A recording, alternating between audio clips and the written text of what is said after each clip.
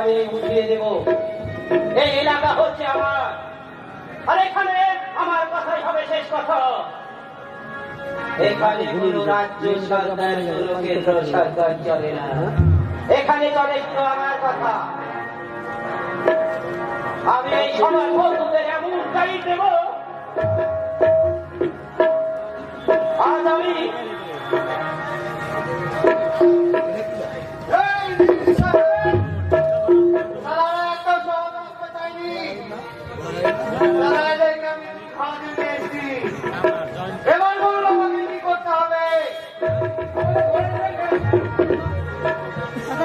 তোমাদের সমাজ দলটাকে বন্ধ করতে হবে, আর এখানে আমার কথাই তোমাদের চলবে।